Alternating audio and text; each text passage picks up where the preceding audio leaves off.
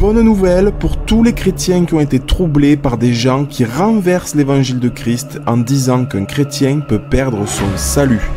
Bonne nouvelle, car c'est tout simplement impossible. Regardez.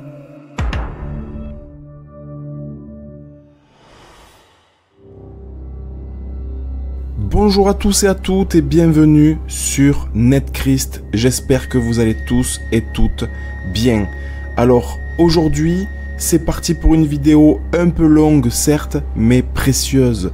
Précieuse pour tous les chrétiens troublés par un faux évangile qui ne sauve pas.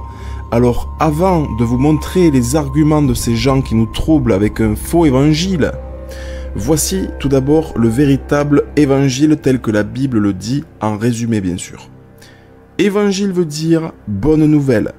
La bonne nouvelle, c'est que le Fils de Dieu, Jésus-Christ, a accompli la volonté de Dieu qui consiste à se sacrifier pour racheter nos péchés et de nous offrir la vie éternelle gratuitement à la seule et unique condition de croire en lui. On le voit dans 1 Jean 5 au verset 13, « Je vous ai écrit ces choses afin que vous sachiez que vous avez la vie éternelle, vous qui croyez au nom du Fils de Dieu. » On le voit aussi dans Jean 6, 40, « La volonté de mon Père, c'est que quiconque voit le Fils et croit en lui ait la vie éternelle, et je le ressusciterai au dernier jour. » 1 Jean 2, verset 12, « Je vous écris, petits enfants, parce que vos péchés vous sont pardonnés à cause de son nom. » Acte 10, 43, « Tous les prophètes rendent de lui le témoignage que quiconque croit en lui reçoit par son nom le pardon des péchés. »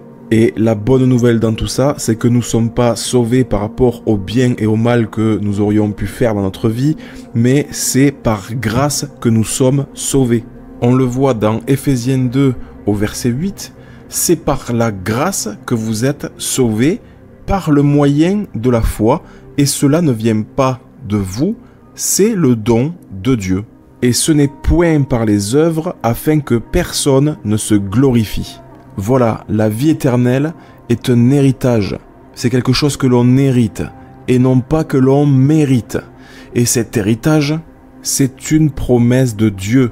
Et la bonne nouvelle dans tout ça, c'est que rien ni personne ne peut nous l'enlever. Je cite 1 Jean 2, 25, « Et la promesse qu'il nous a faite, c'est la vie éternelle. » Je cite aussi Jean 6, 39, « Or, la volonté de celui qui m'a envoyé, c'est que je ne perde rien de tout ce qu'il m'a donné, mais que je le ressuscite au dernier jour. » Je cite aussi Jean 10, 28, « Je leur donne la vie éternelle, et elles ne périront jamais, et personne ne les ravira de ma main. » Jean 5, 24, « En vérité, je vous le dis, celui qui écoute ma parole et qui croit à celui qui m'a envoyé à la vie éternelle, et ne vient point en jugement, mais il est passé de la mort à la vie. » Jean 11, 26, « Quiconque vit et croit en moi ne mourra jamais. »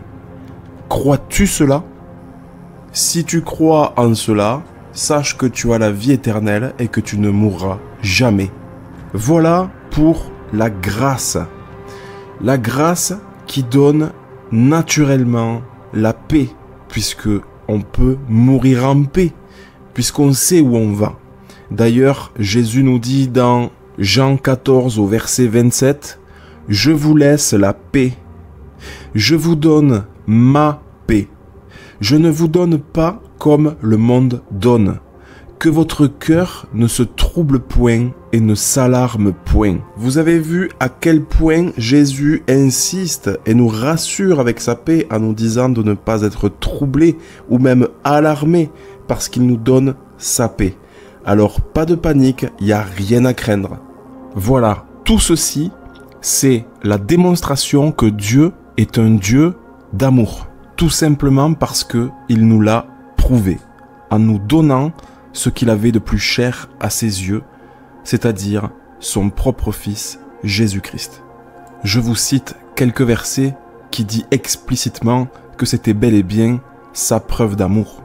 Romains 5, 8. « Mais Dieu prouve son amour envers nous, en ce que, lorsque nous étions encore des pécheurs, Christ est mort pour nous. 1 Jean 4, 9. L'amour de Dieu a été manifesté envers nous, en ce que Dieu a envoyé son Fils unique dans le monde, afin que nous vivions par lui, et cet amour consiste non point en ce que nous avons aimé Dieu, mais en ce que il nous a aimés et a envoyé son Fils comme victime expiatoire pour nos péchés. Jean 3, 16. Car Dieu a tant aimé le monde qu'il a donné son Fils unique afin que quiconque croit en lui ne périsse point, mais qu'il ait la vie éternelle. Voilà pour l'Évangile. Voilà pour la bonne nouvelle. Voilà pour la grâce que Dieu nous a fait et qui donne la paix. Voilà pour la plus belle preuve d'amour de tous les temps. Un amour qui vient anéantir la peur d'aller en enfer dans le cœur de celui qui croit en cette bonne nouvelle. Je vais vous citer un verset qui l'explique parfaitement. 1 Jean 4, verset 17. Tel il est, tel nous sommes aussi dans ce monde. C'est en cela que l'amour est parfait en nous, afin que nous ayons de l'assurance au jour du jugement. La crainte n'est pas dans l'amour, mais l'amour parfait bannit la crainte, car la crainte suppose un châtiment, et celui qui craint n'est pas parfait dans l'amour. Pour nous, nous l'aimons parce qu'il nous a aimés le premier. Ce verset est tout simplement magnifique puisqu'il explique que le but de cet amour parfait, c'est de nous enlever la crainte du châtiment éternel pour le jour du jugement. L'amour parfait, c'est l'assurance que nous sommes sauvés du châtiment éternel. Je vous cite un dernier verset, Jean 3, 17. Dieu, en effet, n'a pas envoyé son Fils dans le monde pour qu'il juge le monde, mais pour que le monde soit sauvé par lui. Celui qui croit en lui n'est point jugé, mais celui qui ne croit pas est déjà jugé parce qu'il n'a pas cru au nom du Fils unique de Dieu. Entre parenthèses, vous savez ce que je viens de faire là ? Je viens tout simplement de vous prêcher l'Évangile. Autrement dit, je viens de vous annoncer la bonne nouvelle du royaume de Dieu. Et à celui ou celle qui a cru à cette bonne nouvelle, eh bien alors, bonne nouvelle parce qu'il est sauvé, il a la vie éternelle et il ne sera point jugé. Il peut donc être en paix. Et c'est à partir du moment où vous avez cru en cette bonne nouvelle que vous vous faites baptiser. Voilà, tout ceci, c'est la base.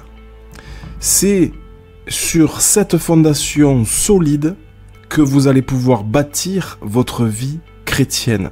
Car si vous bâtissez sur autre chose que cette base solide, eh bien sachez que à la moindre épreuve, à la moindre chute, à la moindre tragédie, au moindre problème, au moindre péché, eh bien tout s'effondrera à chaque fois. Et pour se sortir du milieu des ruines par vos propres moyens, donc sans l'œuvre de Jésus, eh bien c'est mission impossible.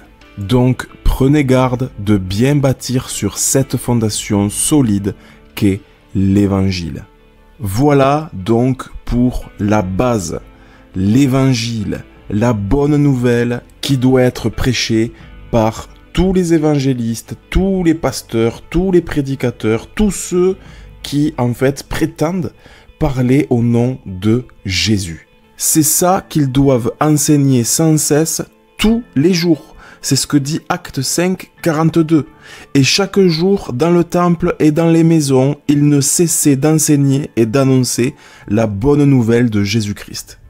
Bon, maintenant qu'on sait ce que c'est que le véritable évangile, je vais vous citer un verset qui va nous présenter ce qu'est un faux évangile. Et vous allez voir qu'après ça, vous aurez en vous-même un détecteur de faux évangile. Donc c'est parti, je cite Galates 1 à partir du verset 3, vous allez voir, tout y est. Que la grâce et la paix vous soient données de la part de Dieu le Père et de notre Seigneur Jésus-Christ, qui s'est donné lui-même pour nos péchés, afin de nous arracher du présent siècle mauvais, selon la volonté de notre Dieu et Père, qui soit la gloire au siècle des siècles. Amen. Écoutez bien. Je m'étonne que vous vous détourniez si promptement de celui qui vous a appelé par la grâce de Christ, pour passer à un autre évangile. Non pas qu'il y ait un autre évangile, mais il y a des gens qui vous troublent et qui veulent renverser l'évangile de Christ. Voilà, maintenant on va décrypter ce verset et vous allez voir que c'est hyper explicite. Déjà, premièrement, remarquez que l'apôtre Paul commence par la base. Donc, que la grâce et la paix vous soient données de la part de Dieu et de Jésus. Donc, la grâce, c'est le pardon de nos péchés, plus la vie éternelle, et la paix, d'accord, qui nous soit donnée. Bon, au cas où qu'on n'ait pas compris la base, il précise en disant de la part de Jésus qui s'est donné lui-même pour nos péchés. Là, au moins, c'est clair. Ensuite, il dit « Je m'étonne que vous vous détourniez si promptement, donc si rapidement, de celui qui vous a appelé par la grâce de Christ, pour passer à un autre évangile. » Donc voilà, Paul là nous dit qu'il est étonné qu'on se détourne si rapidement de la base qui nous a été donnée. Donc cette base, c'est la vie éternelle gratuite, le pardon de nos péchés et la paix, pour passer à un autre évangile. Et il précise, non pas qu'il y ait un autre évangile. Et ça, c'est important à retenir, parce qu'il précise, parce qu'il y a des gens qui nous troublent. Qui nous troublent. Pourquoi? Écoutez bien, parce qu'ils veulent renverser l'évangile de Christ. Et renverser l'évangile, qu'est-ce que ça veut dire? Ça veut dire mettre l'évangile à l'envers. Et l'inverse de bonne nouvelle, c'est mauvaise nouvelle. Donc là, l'apôtre Paul nous explique qu'il y a des gens qui vont venir vers vous pour vous troubler en vous annonçant une mauvaise nouvelle. Alors, en fin de vidéo, on va venir se pencher sur un exemple réel avec un youtubeur qui sème le trouble en renversant l'évangile de Christ. Mais tout d'abord, ce qu'on va faire, c'est qu'on va venir observer toute une série de mauvaises nouvelles troublantes qui reviennent souvent sur le devant de la scène chrétienne, et on va remettre à l'endroit l'évangile de Christ qu'ils ont renversé en lisant simplement la Bible, et en faisant cela, ça va nous permettre de passer du trouble à la netteté, de la mauvaise nouvelle à la bonne nouvelle. Alors, ces gens qui nous troublent sont les gens qui croient et qui proclament haut et fort qu'un chrétien peut perdre son salut, donc la vie éternelle que Dieu nous a donnée. Et donc, voici quel argument ils utilisent pour renverser l'évangile. Ils vont vous dire que si tu meurs et que tu es encore dans tel ou tel péché, eh bien, tu n'hériteras pas le royaume de Dieu. Maintenant, écoutez bien ce que répond la Bible à tous les gens qui nous troublent avec cet argument dans 1 Jean 2, verset 1. « Mes petits enfants, je vous écris ces choses afin que vous ne péchiez point. » Donc là, on voit qu'on n'est pas du tout invité à pécher non plus. Mais écoutez bien la suite. « Et si quelqu'un a péché, nous avons un avocat auprès du Père, Jésus-Christ le juste. Il est lui-même une victime expiatoire pour nos péchés, non seulement pour les nôtres, mais aussi pour ceux du monde entier. » Alors, en plus, on va venir combiner ce verset avec Ephésiens 2 à partir du verset 4 pour ne plus jamais être troublé par ces gens qui nous disent qu'on peut perdre le salut, qui, je le précise au passage, on l'a eu par grâce. Donc, je vais m'arrêter sur les mots et vous allez comprendre une chose essentielle aussi à saisir sur ces gens qui nous troublent. Je cite Ephésiens 2, verset 4. « Mais Dieu, qui est riche en miséricorde. » Déjà, premier point, Dieu est riche en miséricorde. Ceux qui vous disent qu'on peut perdre le salut ne croient pas que Dieu est riche en miséricorde. Ils pensent que Dieu est miséricordieux, mais attention, avec des limites. 1 fois, 2 fois, 3 fois, ça va. Après, attention. Alors, pour essayer d'avoir une petite idée de ce que pourrait représenter la richesse de Dieu en miséricorde à notre petit niveau, je vous rappelle simplement ce passage dans Matthieu 18 au verset 21, où l'apôtre Pierre demande à Jésus en personne jusqu'à combien de fois il devra pardonner un frère qui pêche contre lui. Donc déjà, petite parenthèse importante à saisir, c'est qu'il parle d'un frère. Un frère, c'est pas un païen. Un frère, c'est un chrétien. Donc là, vous ne rêvez pas, on parle bien de savoir combien de fois il faut pardonner à un chrétien qui pêche contre nous. C'est important de le souligner parce que ceux qui menacent avec la perte du salut, ils menacent les chrétiens qui pêchent. Donc, Pierre demande à Jésus, dois-je pardonner jusqu'à 7 fois? Et écoutez ce que Jésus lui répond. Je ne te dis pas jusqu'à 7 fois, mais jusqu'à 70 fois 7 fois. Donc, un chrétien doit pardonner un autre chrétien qui pêche contre lui jusqu'à 7 fois 70 fois, ce qui fait un total de 490 fois. Mais vous l'aurez compris, le message de Jésus, c'est de pardonner sans compter. Et ça, il le demande à un simple homme qui, lui, n'est pas riche en miséricorde. Donc, imaginez-vous jusqu'à combien de fois Dieu va pardonner un chrétien qui pêche contre lui, lui qui est riche en miséricorde. On reprend la lecture à la suite et on va comprendre à cause de quoi Dieu est riche en miséricorde. Je cite, « Mais Dieu qui est riche en miséricorde, à cause de quoi?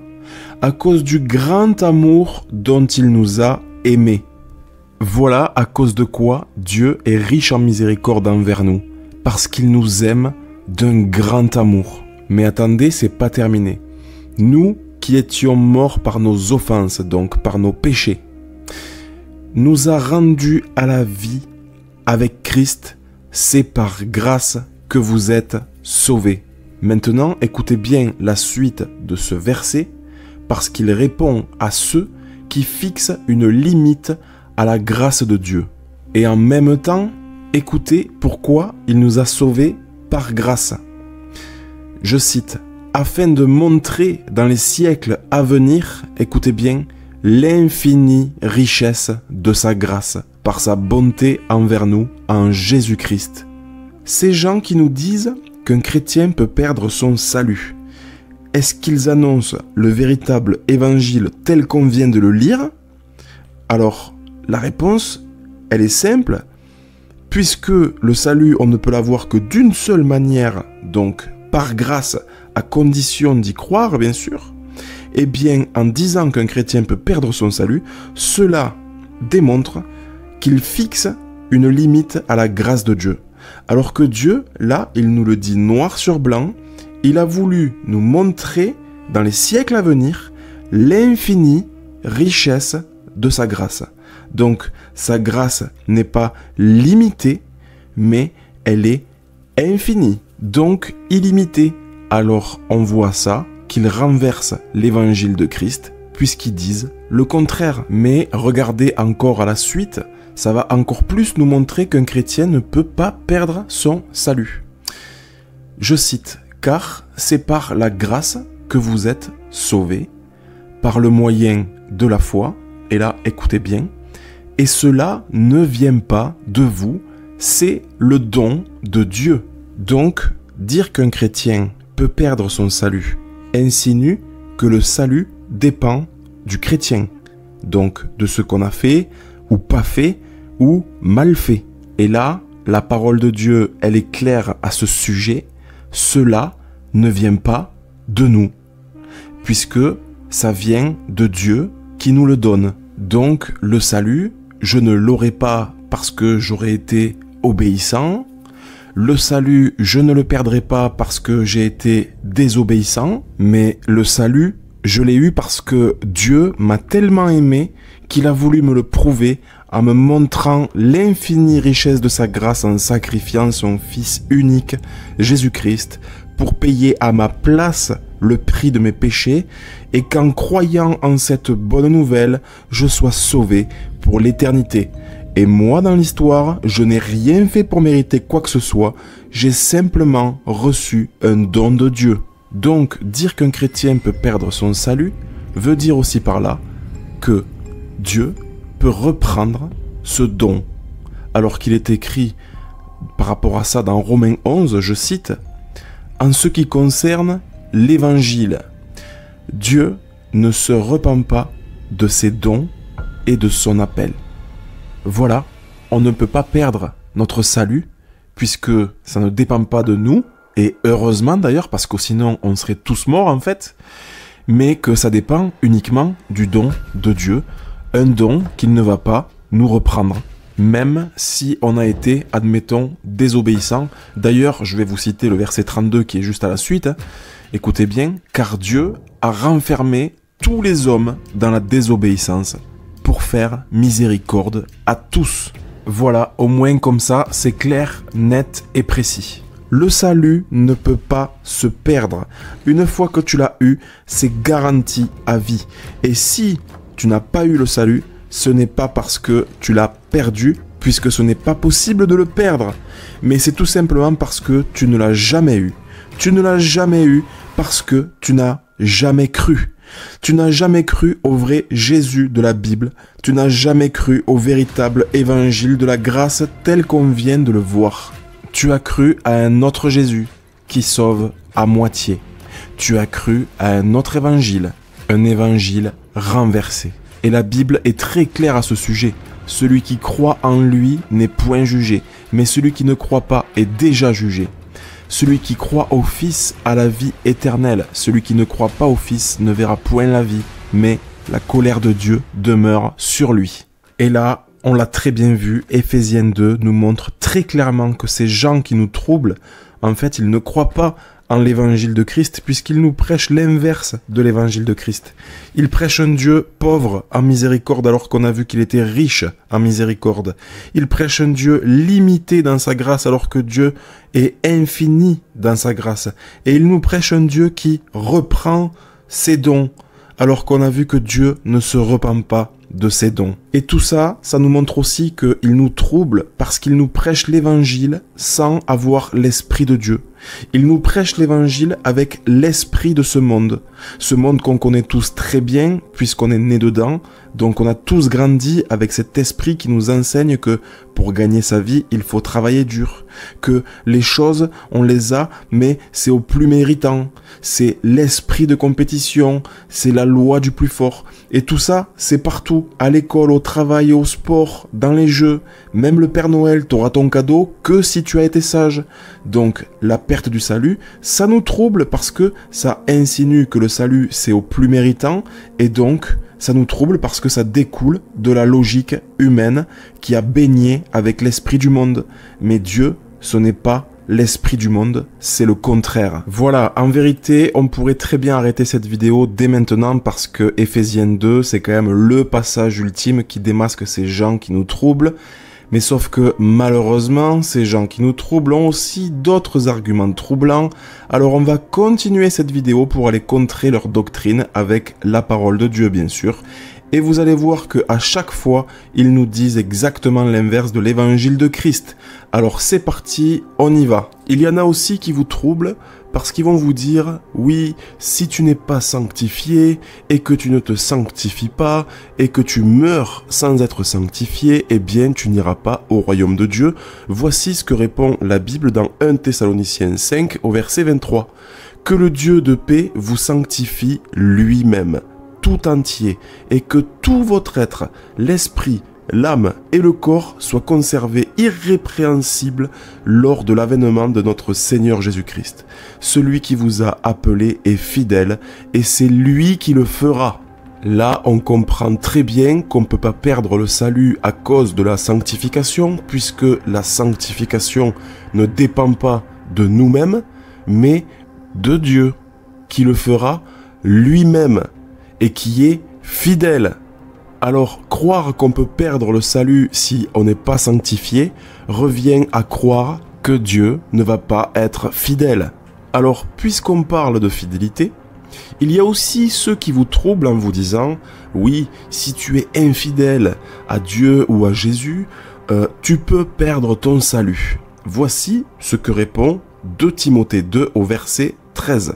« Si nous sommes infidèles, il demeure fidèle car il ne peut se renier lui-même.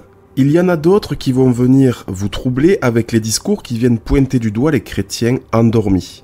Ils vont vous dire « Veillez parce que Jésus nous a dit de veiller et de ne pas dormir ». Alors c'est vrai, on doit veiller spirituellement. Mais eux, ils vont vous prêcher que si Jésus revient et que par malheur il vous trouve endormi, alors là, pas bon. Voici ce que déclare la Bible dans 1 Thessaloniciens 5 à partir du verset 8. « Mais nous qui sommes du jour, soyons sobres, ayant revêtu la cuirasse de la foi et de la charité, et ayant pour casque l'espérance du salut. Car Dieu ne nous a pas destinés à la colère, mais à l'acquisition du salut par notre Seigneur Jésus-Christ, qui est mort pour nous, afin que, écoutez bien, soit que nous veillions, soit que nous dormions, nous vivions ensemble avec lui. » Ensuite, il y a des gens qui nous troublent avec un verset vraiment terrifiant. Terrifiant une fois sorti de son contexte, bien sûr, puisqu'ils prennent une phrase dans le verset et qu'en plus ils la tordent pour lui faire dire ce qu'elle ne dit pas et qu'en plus ils ne font pas l'effort de lire le verset qui suit parce que en fait ça viendrait contredire leur énorme erreur ou mensonge. Mais dans tous les cas, on appelle ça tordre les Écritures. Voilà, donc en fait, ils vous sortent Philippiens 2 au verset 12.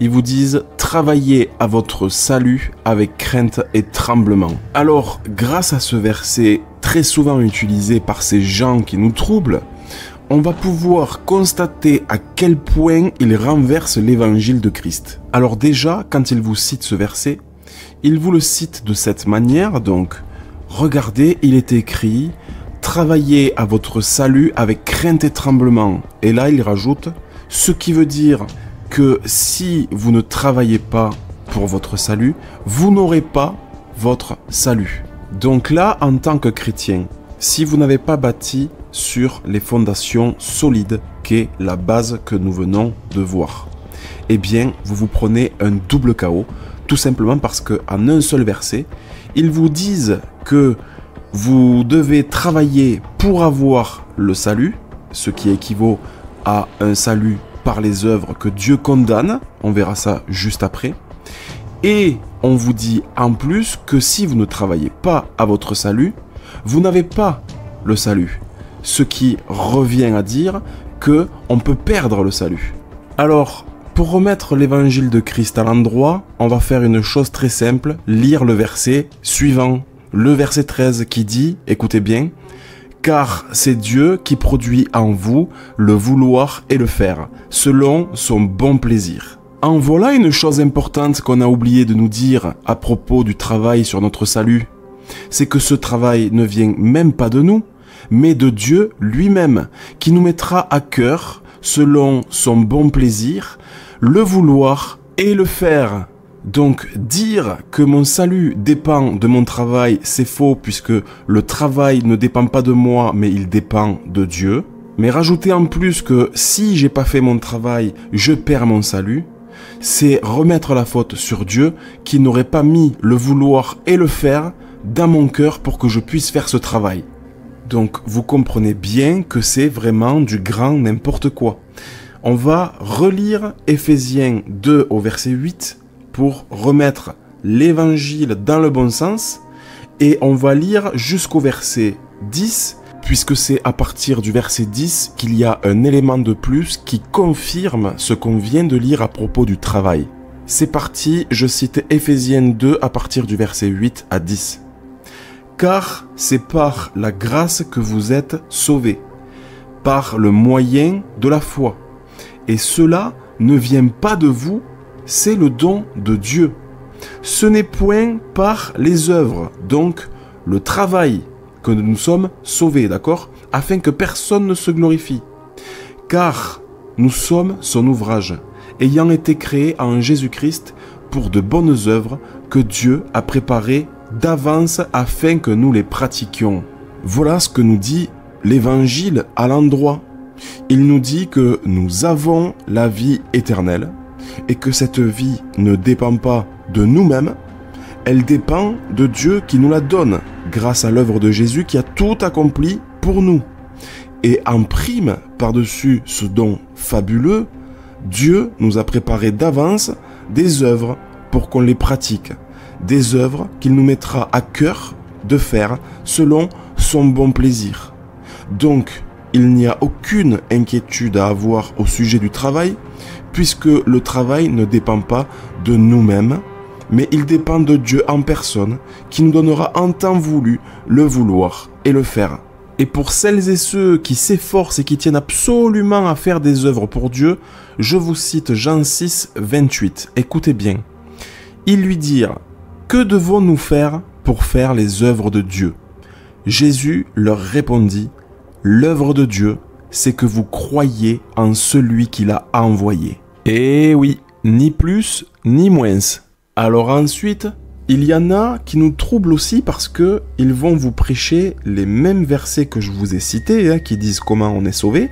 Alors, ils vont vous dire, oui, le salut est une grâce.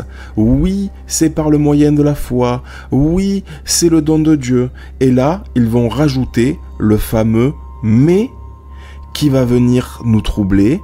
Oui, mais si tu es encore dans tel ou tel péché, tu ne seras pas sauvé.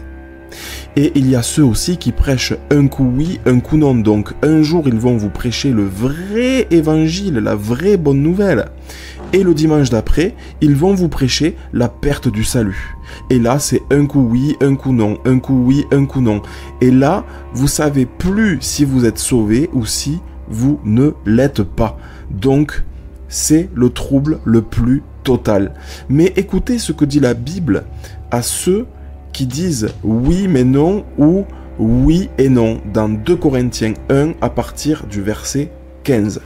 Dans cette persuasion, je voulais d'abord venir vers vous afin que vous eussiez une double grâce. Est-ce que, en voulant cela, j'ai donc usé de légèreté ou bien mes résolutions sont-elles des résolutions selon la chair, de sorte qu'il y ait en moi le oui et le non? Aussi vrai que Dieu est fidèle, la parole que nous vous avons adressée n'a pas été oui et non, car le Fils de Dieu Jésus-Christ qui a été prêché par nous au milieu de vous, par moi, n'a pas été oui et non, mais c'est oui qui a été en lui. Car pour ce qui concerne toutes les promesses de Dieu, c'est en lui qu'est le oui. C'est pourquoi encore l'amen par lui est prononcé par nous à la gloire de Dieu. Voilà la réponse pour ceux qui doutent encore à savoir si vous avez toutes les promesses de Dieu. La réponse, c'est oui. Mais oui tout seul, pas oui et non, ou oui peut-être, ou oui mais. La réponse est oui, et ce oui est dans Jésus-Christ. Donc, si tu crois que Jésus-Christ est le Fils de Dieu qui est mort pour tes péchés et ressuscité des morts, ce oui, il est pour toi. Et remarquez aussi un élément très important qui figure dans ce verset, c'est qu'on nous apprend pourquoi le mot « Amen » est prononcé. Déjà, on voit que c'est pas un mot qui veut rien dire et qu'on répète à tout va pour faire joli ou pour faire plaisir au pasteur. Non, c'est un mot qu'on prononce parce que toutes les promesses de Dieu sont oui et que ce oui est en Jésus-Christ. Voilà pourquoi on dit Amen. Donc si un pasteur ou autre vous dit qu'on peut perdre le salut et que vous dites Amen, sachez que vous êtes complètement à côté de la plaque. Alors, il y aurait sûrement encore tout plein d'autres exemples de ce type à citer et à remettre à l'endroit, mais déjà là, avec ceux que je vous ai cités, on comprend pourquoi et comment ces gens peuvent nous troubler en renversant l'évangile de Christ. D'ailleurs, entre parenthèses, sachez que je vous fais cette vidéo en connaissance de cause puisque j'ai moi-même expérimenté ce trouble à cause de ces gens. Et d'ailleurs, prochainement, je vais vous faire une vidéo pour vous donner mon témoignage et expliquer pourquoi j'ai fui mon assemblée de chrétiens. Voilà. Revenons à nos moutons, ou plutôt à nos loups, puisque c'est aussi comme ça que Jésus appelle ces gens dans Matthieu 7. Et là, on va bien lire parce que ce passage est un excellent avertissement qui va nous donner des clés pour nous permettre de les reconnaître facilement afin de ne plus tomber entre de mauvaises mains. Écoutez bien, je cite à partir du verset 15. « Gardez-vous des faux prophètes. Ils viennent à vous en vêtements de brebis, mais au-dedans, ce sont des loups ravisseurs. vous les reconnaîtrez à leurs fruits. Cueille-t-on des raisins sur des épines ou des figues sur des chardons? Tout bon arbre porte de bons fruits, mais le mauvais arbre porte de mauvais fruits. Un bon arbre ne peut porter de mauvais fruits, ni un mauvais arbre porter de bons fruits. Tout arbre qui ne porte pas de bons fruits est coupé et jeté au feu. C'est donc à leurs fruits que vous les reconnaîtrez. Alors, petite pause avant de reprendre la lecture afin de bien saisir de quoi on parle. Une brebis, dans la Bible, c'est un chrétien. Donc, ces faux prophètes auront une apparence de chrétiens, donc ils passeront inaperçus dans le troupeau. Et ces loups déguisés en brebis, la plupart du temps, vous ne les croiserez pas au supermarché ou dans votre quartier, rassurez-vous, mais dans les assemblées, dans les églises ou sur les réseaux sociaux. Et ils seront semblables aux autres chrétiens. Et il se pourrait même que ce soit votre pasteur. Et donc, ces loups, on nous dit qu'on les reconnaîtra à leurs fruits qui seront mauvais. Et il compare ces loups à des arbres épineux. Maintenant, on reprend la lecture, vous allez comprendre. Donc on reprend au verset 21. Ceux qui me disent « Seigneur, Seigneur » n'entreront pas tous dans le royaume des cieux, mais celui-là seul qui fait la volonté de mon Père qui est dans les cieux. Plusieurs me diront en ce jour-là « Seigneur, Seigneur, n'avons-nous pas prophétisé par ton nom? N'avons-nous pas chassé des démons par ton nom? N'avons-nous pas fait beaucoup de miracles par ton nom ?» Alors je leur dirai ouvertement, je ne vous ai jamais connu, retirez-vous de moi, vous qui commettez l'iniquité. Ouf, c'est dur. Là, on voit qu'avec Jésus, on ne rigole pas, c'est très sérieux. Et on voit que c'est pas parce que tu vas appeler Jésus Seigneur, Seigneur que tu vas entrer dans le royaume de Dieu. Et pourtant, ce loup-là, on voit qu'il prophétise, on voit qu'il chasse des démons, on voit qu'il fait des miracles. Donc, dans sa tête, pour lui, il est au top du top. Mais finalement, on voit qu'il prend un énorme stop par Jésus, qui lui dit en gros, « Va-t'en de là, je ne t'ai jamais connu, et seul celui qui fait la volonté de mon Père qui est dans les cieux peut entrer dans le royaume de Dieu. » Là, j'espère que vous aussi, vous êtes saisi d'un grand étonnement par ce jugement terrible et que vous vous posez vous aussi la question, mais alors, qu'est-ce que c'est faire la volonté de mon Père qui est dans les cieux? Puisqu'apparemment, il n'y a que ça qui compte pour rentrer dans le royaume des cieux. Alors, qu'est-ce que c'est que faire la volonté de mon Père qui est dans les cieux? Eh bien, la réponse, elle est dans Jean 6, 40. Je cite. « La volonté de mon Père, c'est que quiconque voit le Fils et croit en lui ait la vie éternelle, et je le ressusciterai au dernier jour. » Voilà. Alors pour le quiconque voit, c'est pas voir dans le sens voir de ses yeux, mais dans d'autres traductions c'est écrit quiconque discerne le Fils. Donc en gros, la volonté de notre Père, c'est qu'on discerne, d'accord, on comprenne qui est Jésus, ce qu'il a fait, donc qu'il est le Fils de Dieu, qui nous a sauvés, qui nous a racheté nos péchés, qui nous a offert la vie éternelle. Voilà, on doit discerner ça et on doit y croire. Et c'est ça qui nous donne la vie éternelle. Et c'est ça, faire la volonté de notre Père. C'est croire en Jésus pour être sauvé. Et maintenant, on va prêter une attention particulière sur le pourquoi le loup a été rejeté par Jésus. En fait, le loup, devant Jésus, il ne dit pas « Seigneur, Seigneur, n'ai-je pas mis ma foi en toi? N'as-tu pas souffert à ma place sur la croix? N'as-tu pas payé pour mes péchés par ton sang? N'as-tu pas accompli la volonté de Dieu en te sacrifiant pour moi? Ne m'as-tu pas offert la victoire et la vie éternelle? Ne m'as-tu pas sauvé? » Ce n'est pas ça qu'il dit devant Jésus. Devant Jésus, il dit « Seigneur, Seigneur, n'ai-je pas prophétisé? N'ai-je pas chassé des démons? N'ai-je pas fait des miracles ?» Donc en fait, il n'est pas là en train de se justifier par sa foi en Jésus-Christ, mais il est là en train de se justifier par ses œuvres, en disant « Seigneur, Seigneur, n'ai-je pas fait ceci? N'ai-je pas fait cela pour mériter d'entrer dans le royaume des cieux? Et c'est là toute la différence, puisqu'il est écrit dans Romains 3, 28 que l'homme est justifié par la foi sans les œuvres de la loi.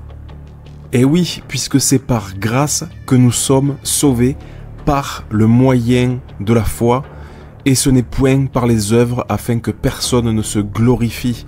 On voit ça avec plus de détails dans Romains 11 au verset 6. Si c'est par grâce, ce n'est plus par les œuvres, autrement la grâce n'est plus une grâce. On voit ça aussi dans Romains 4 au verset 4. Or, à celui qui fait une œuvre, le salaire est imputé non comme une grâce, mais comme une chose due. Je vous recite ce verset en version Darby pour bien saisir ce que ça veut dire. Or, à celui qui fait des œuvres, le salaire n'est pas compté à titre de grâce, mais à titre de chose due. En d'autres termes, pour bien saisir ce qui est dit, on va changer le mot grâce par le mot cadeau. Donc, la vie éternelle est un cadeau que Dieu nous a fait. Mais si par malheur, vous cherchez à vous payer la vie éternelle par vos propres moyens, donc par vos œuvres, alors le cadeau n'est plus un cadeau, mais un prix à payer.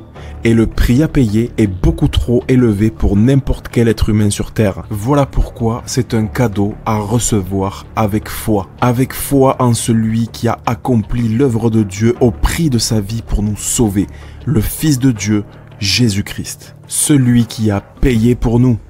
Tout ceci est peut-être difficile à croire parce que ça a l'air incroyable mais vrai, mais non seulement c'est croyable, mais en plus c'est vrai.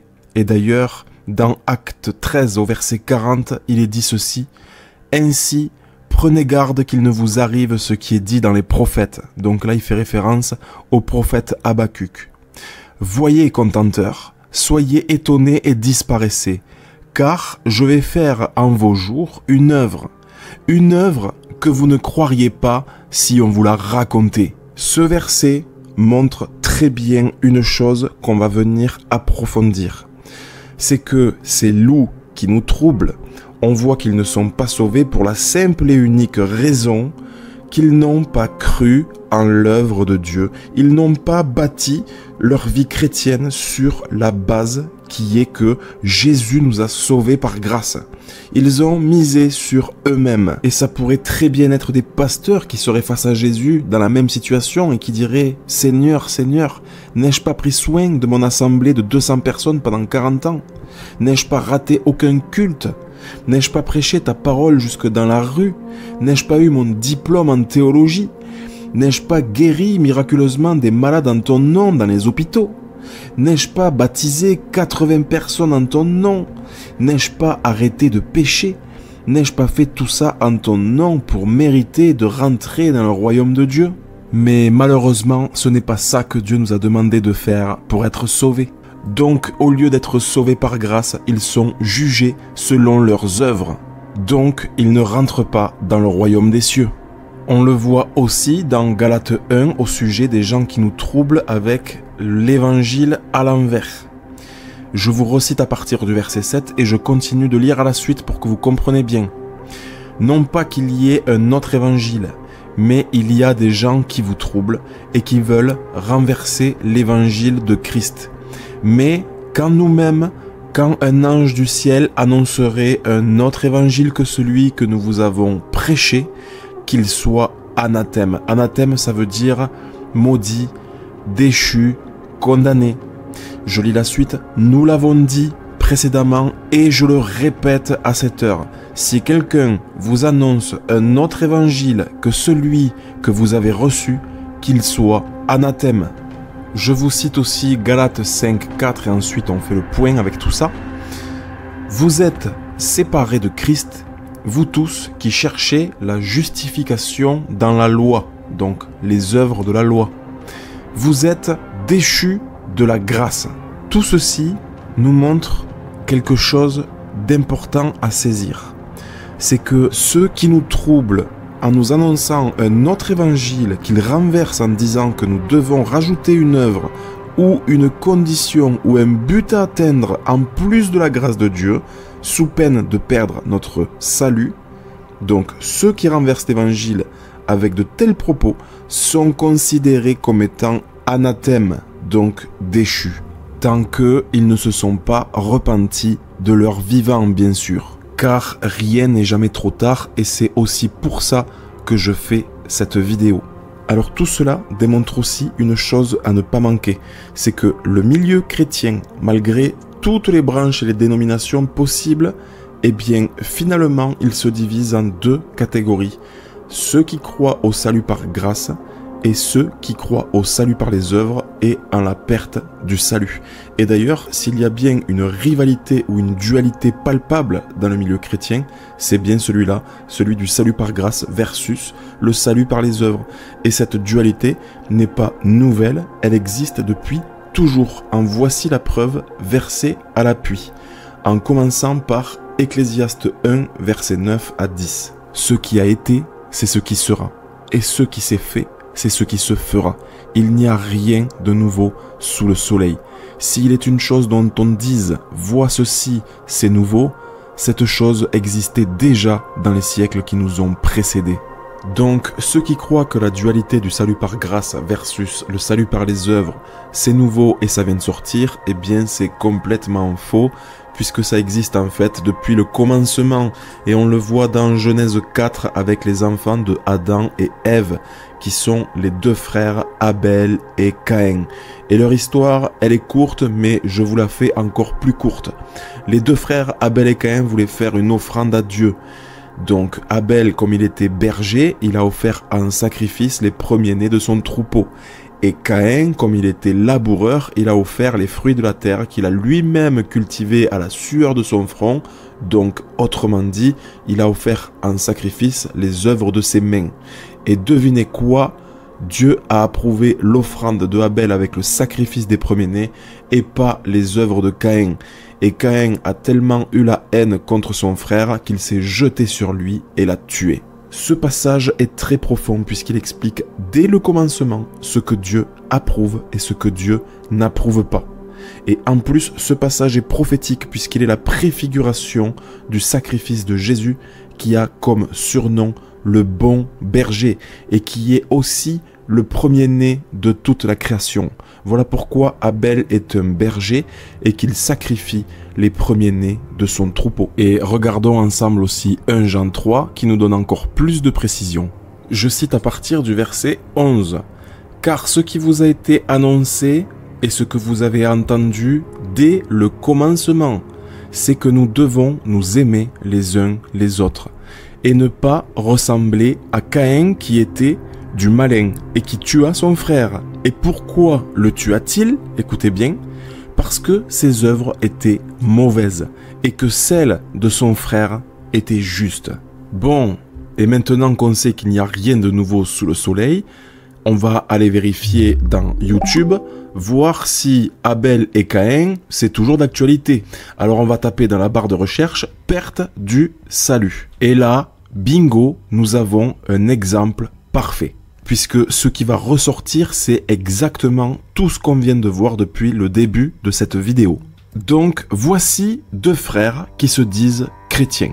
Alors, le premier de la chaîne En Jésus seul, nous allons l'appeler Abel, puisque le titre de sa vidéo qui dit qu'il est impossible de perdre le salut, révèle qu'il a cru en la promesse de Dieu. Mais si je regarde en plus sa chaîne, je vois qu'il a fait au total 999 vidéos dans laquelle il défend le vrai évangile de la grâce, en nous expliquant pourquoi et comment on est sauvé par le sacrifice de Jésus. Donc là, il n'y a rien à dire, c'est du pain béni, on est au top. Maintenant, nous allons voir le deuxième frère de la chaîne Trouver la foi, que nous allons appeler Caïn. Alors, pour tout vous dire, j'ai regardé ces deux dernières vidéos en entier, donc je sais de quoi il parle et comment il en parle, mais aussi je sais de qui il parle. Donc, je vais pas décortiquer ces vidéos, ça serait beaucoup trop long, mais simplement lire le titre de sa vidéo va nous suffire pour discerner un Caïn qui nous trouble en renversant l'évangile de Christ. C'est parti, on lit. La doctrine de l'impossibilité de perte du salut vient de l'enfer. Bon, déjà, là, on voit directement qu'il renverse l'évangile de Christ, puisqu'il ne dit pas que l'impossibilité de la perte du salut est en fait une promesse de Dieu qui fait partie intégrante de la bonne nouvelle qui vient du royaume de Dieu, mais que au contraire, il dit l'inverse en disant que c'est une doctrine qui vient de l'enfer.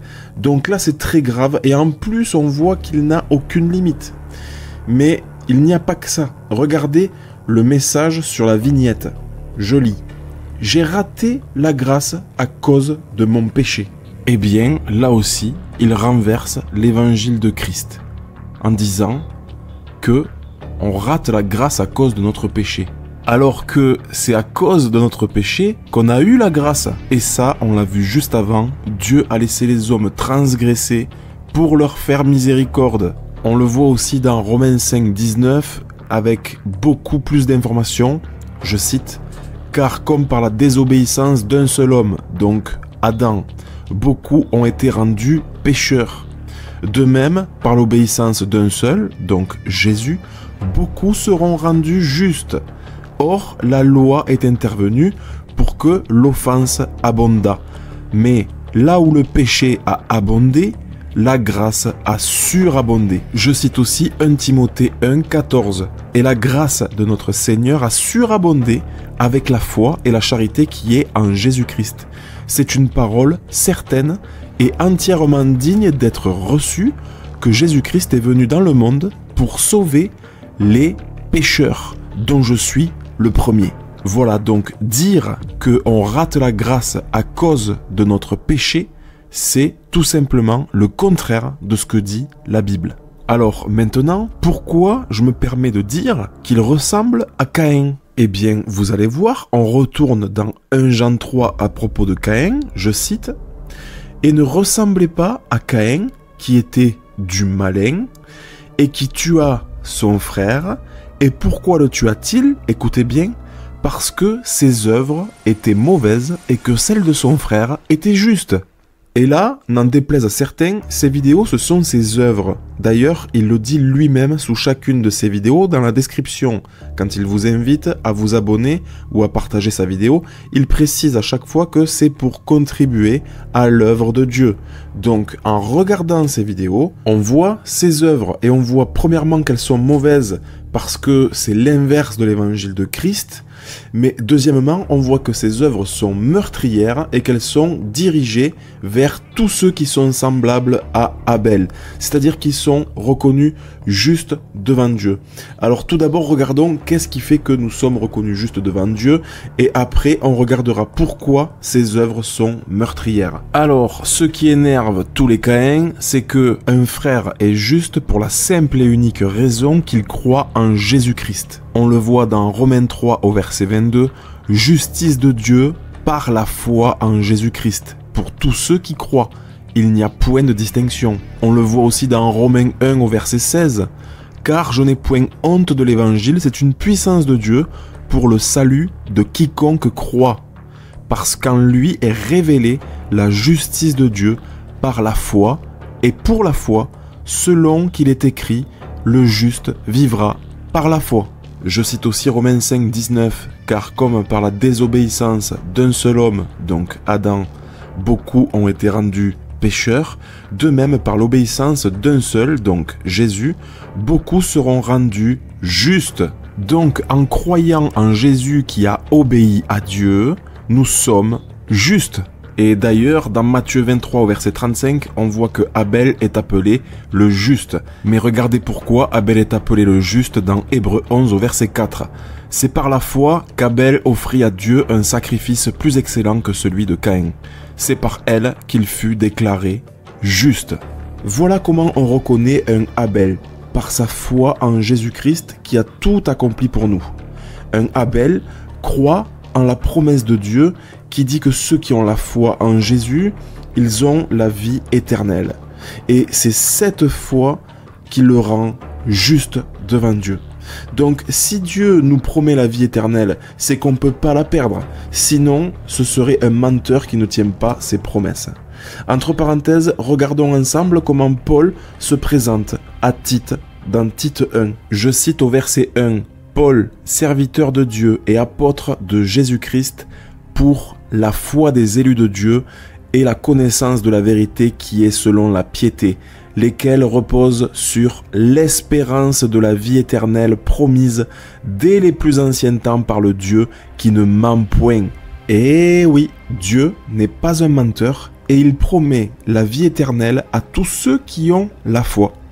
Donc, maintenant, on reconnaît très bien l'arbre à ses fruits qui sont les mêmes que ceux de Caïn, puisqu'on voit qu'il s'attaque à nous, les Abel. Pourquoi ?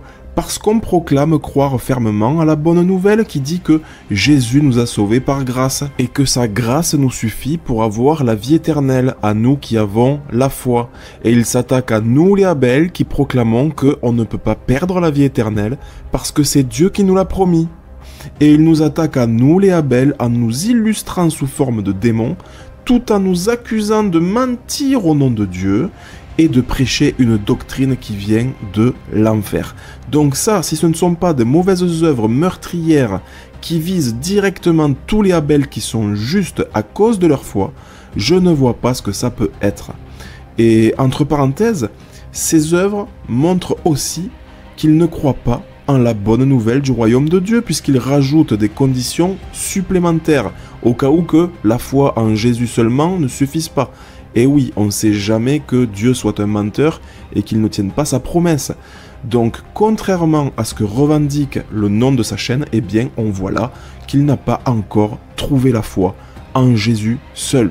Et le danger pour ceux qui le suivent à trouver la foi ou d'autres Caïn, eh bien, c'est qu'ils vont vous tuer spirituellement, puisqu'ils vont vous troubler la foi. Et donc, vous n'allez plus être sûr d'être sauvé par grâce, vous allez perdre la paix que Jésus nous a donnée, et vous n'allez plus être dans cet amour parfait qui bannit la crainte du châtiment éternel pour le jour du jugement. C'est pour cela que la parole de Dieu nous encourage à plusieurs reprises de ne pas avancer sans protection, donc de ne pas marcher nu et sans armure, et de se retrouver vulnérable face aux ruses du malin. Donc voici comment nous devons nous revêtir pour être blindés, et vous allez voir que ces versets résument tout ce qu'on a pu voir depuis le début de cette vidéo à propos de l'évangile de la grâce. Écoutez bien. Donc déjà, Ephésiens 6, verset 11. « Revêtez-vous de toutes les armes de Dieu afin de pouvoir tenir ferme contre les ruses du diable. » Et là, on va direct au verset 14. « Tenez donc ferme, ayez à vos reins la vérité pour ceinture, revêtez la cuirasse de la justice, mettez pour chaussure à vos pieds le zèle que donne l'évangile de paix, prenez par-dessus tout cela le bouclier de la foi avec lequel vous pourrez éteindre tous les traits enflammés du malin. Prenez aussi le casque du salut et l'épée de l'esprit qui est la parole de Dieu. » Maintenant, on va combiner 1 Thessaloniciens 5 qui est un verset parallèle et on va s'arrêter sur les mots pour bien comprendre tous les attributs de cette armure que nous devons porter pour être blindés.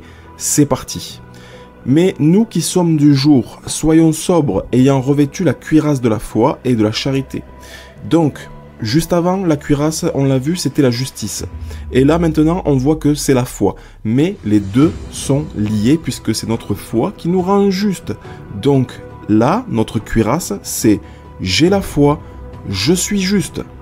Mais dans l'autre verset, on voit aussi que la foi est un bouclier. Mais ça, on le met dans un coin de la tête et on continue la lecture. C'est parti.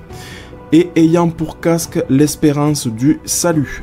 Donc, on voit dans ces deux versets parallèles que ce qui nous sert de casque, c'est le salut.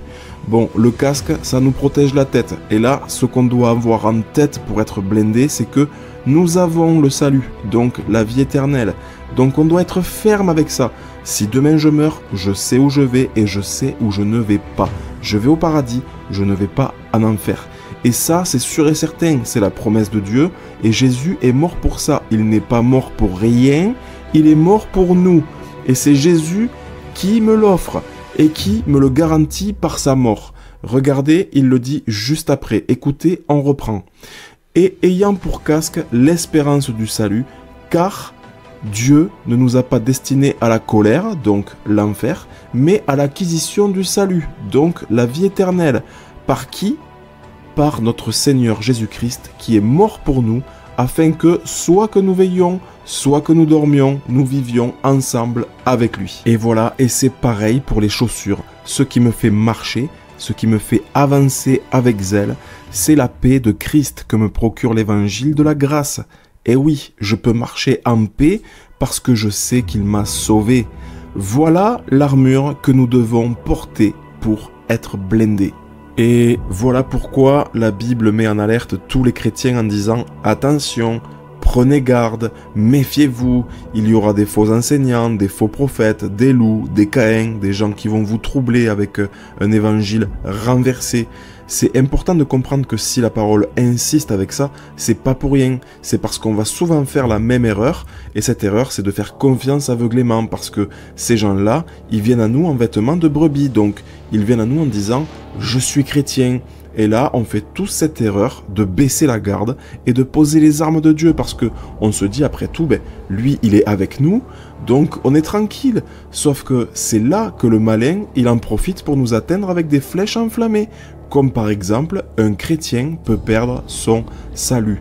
Et là, bim, si on n'a pas notre casque du salut, la flèche, on la prend en pleine tête et là, c'est touché, troublé. Et comme il a plusieurs flèches à son arc, eh bien, il va continuer, il va en profiter. Et allez, tu as raté la grâce à cause de ton péché. Et bim, là aussi, pareil, si tu n'as pas l'armure de la foi, tu la prends en plein cœur et là aussi, c'est touché, troublé. Mais si tu gardes l'armure de Dieu sur toi, avec toutes ces armes, et que tu ne baisses pas ta garde, tu ne seras pas atteint par ces flèches du malin. C'est pour ça qu'il est écrit que par-dessus tout, il faut avoir le bouclier de la foi.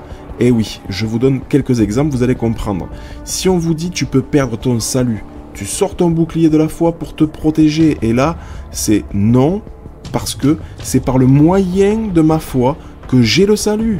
Ou encore, tu as raté la grâce à cause de tes péchés, là aussi, bouclier de la foi. Non, Dieu m'a fait grâce à cause de ma foi. C'est la foi qui nous protège de tout et qui nous offre la grâce. Et bien sûr, on n'oublie pas de sortir l'épée de l'esprit qui est la parole de Dieu.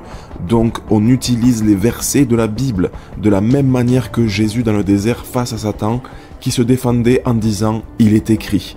Voilà l'armure que l'on doit porter pour être blindé et fortifié par l'évangile de la grâce et de la paix. Parce que j'ai la foi en Jésus, Dieu me rend juste. Parce que j'ai la foi en Jésus, Dieu me fait grâce et m'offre gratuitement le salut. Et parce que j'ai le salut, j'ai la paix de Christ. Amen. Alors désolé pour le youtubeur Trouver la foi, ce n'était pas une affaire personnelle mais c'était le dernier en date pour vous montrer l'exemple. Alors maintenant, après tout ce qu'on vient de voir, j'espère que vous serez prudent et que vous saurez reconnaître ceux de Abel et ceux de Caïn. En plus, il n'y a pas plus facile puisque, vous l'aurez compris, ceux de Abel prêchent la bonne nouvelle qui donne la vie éternelle et la paix, et ceux de Caïn prêchent des mauvaises nouvelles qui donnent le trouble. Et si je peux me permettre un petit message pour tous ceux qui écoutent, ne ressemblez pas à Caïn qui était du malin. En tout cas, désolé si j'ai été un peu insistant sur la grâce, mais c'est aussi ce qui m'est demandé de faire dans Hébreux 12 au verset 15, je vous le cite. « Veillez à ce que nul ne se prive de la grâce de Dieu, à ce qu'aucune racine d'amertume poussant des rejetons ne produise du trouble et que plusieurs n'en soient infectés. » Donc Dieu veut réellement qu'on soit pleinement conscient de cette grâce qui nous a été faite et que rien ne vienne nous troubler de cette grâce. La Bible insiste à ce sujet dans Hébreux 13 au verset 8. Jésus-Christ est le même hier, aujourd'hui et éternellement. Ne vous laissez pas entraîner par des doctrines diverses et étrangères, car il est bon que le cœur soit affermi par la grâce et non par des aliments qui n'ont servi de rien à ceux qui s'y sont attachés. Écoutez bien aussi à quel point Dieu veut qu'on soit ferme dans la grâce. Il veut qu'on soit blindé par cette grâce qu'il nous a fait. Écoutez bien, c'est dans 2 Pierre 3 au verset 16. C'est ce qu'il fait dans toutes les lettres où il parle de ces choses, dans lesquelles il y a des points difficiles à comprendre, dont les personnes ignorantes et mal affermies tordent le sens comme celui des autres écritures pour leur propre ruine. Vous donc, bien-aimés, qui êtes avertis, mettez-vous sur vos gardes, de peur qu'entraînés par l'égarement des impies, donc les impies ce sont les loups qui nous troublent, vous ne veniez à déchoir de votre fermeté. Bien évidemment, il n'est pas question là d'être déchu de la grâce, mais d'être déchu dans votre fermeté. Écoutez bien la suite. Mais croissez dans la grâce et dans la connaissance de notre Seigneur et Sauveur Jésus-Christ. À lui soit la gloire, maintenant et pour l'éternité. Amen. Et comme il n'est pas trop tard, puisque vous pouvez encore regarder cette vidéo, je vous cite Marc 1,15. Le temps est accompli et le royaume de Dieu est proche. Repentez-vous. Donc arrêtez de croire en tous ces mensonges qu'on vient de voir et croyez à la bonne nouvelle. Voici ce que notre Père nous demande à tous dans 2 Timothée 2,1. Toi donc, mon enfant, fortifie-toi dans la grâce qui est en Jésus-Christ.